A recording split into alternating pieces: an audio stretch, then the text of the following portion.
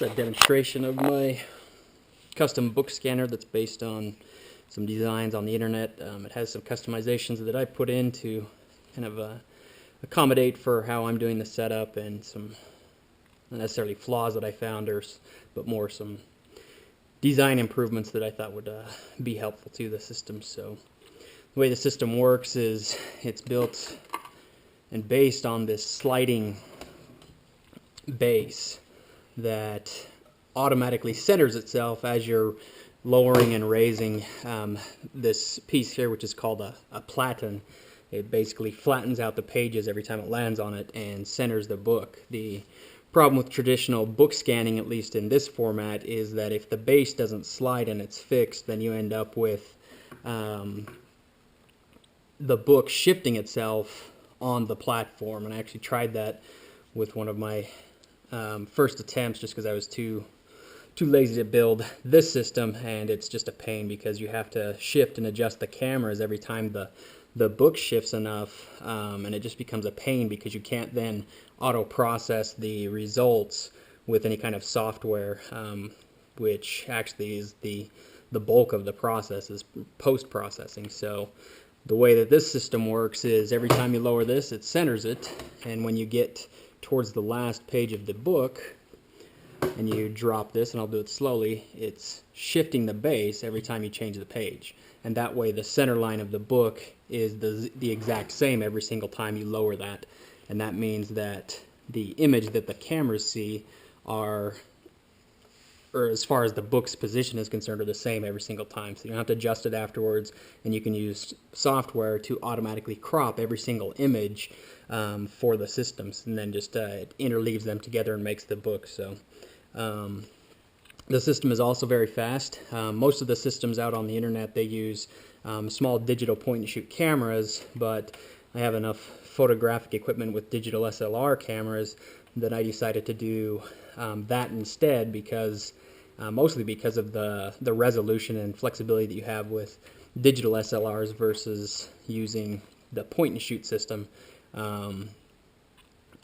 That way, post-processing, I have a little bit more control over making up for either flaws in the system itself, the lighting, whatever the case might be. So just give an example. I also built the system to trigger both cameras at the same time using a cheap Chinese-based remote control that cost me about $6.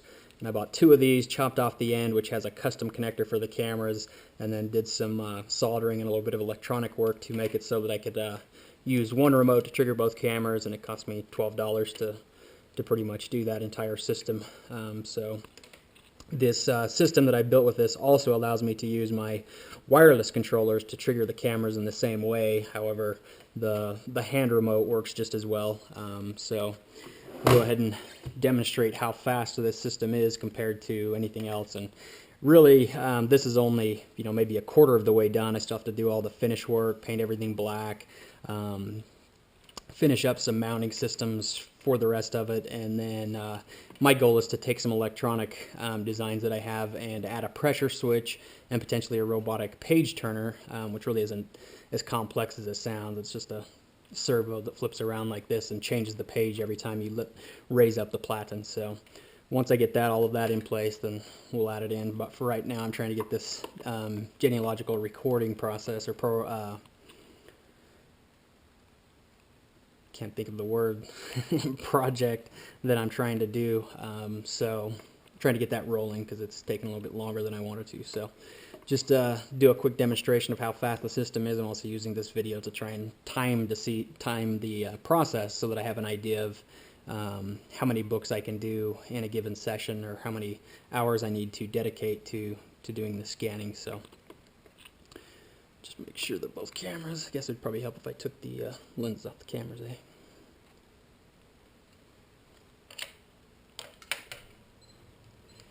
Looks like this one. Alright, give this a try.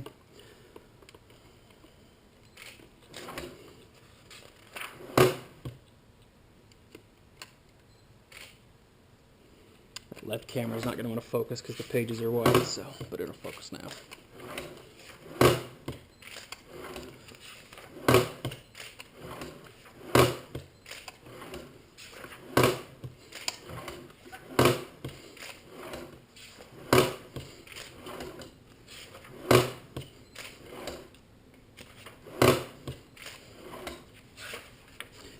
those little rubber finger dills to change the page, just to make it a little bit easier and smoother on the transition.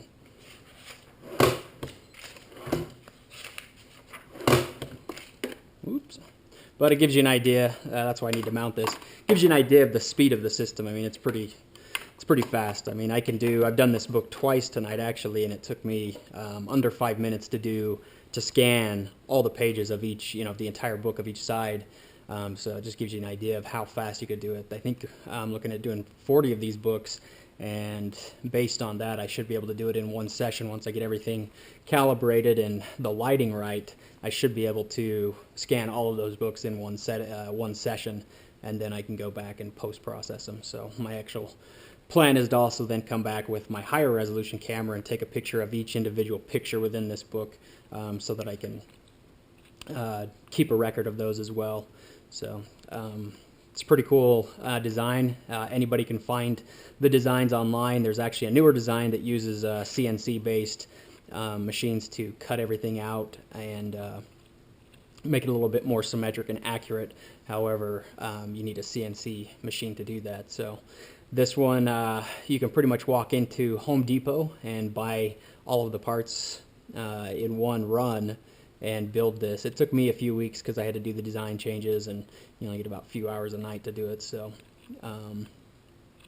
but if anybody wants to build one of these or wants information on how to do that, feel free to hit me up in an email. It's a great way to document books or scan and digitize books without having to cut the bindings off or use a traditional flatbed scanner where you're going to have the pages bow up in the corners and you're going to lose detail. So that's it.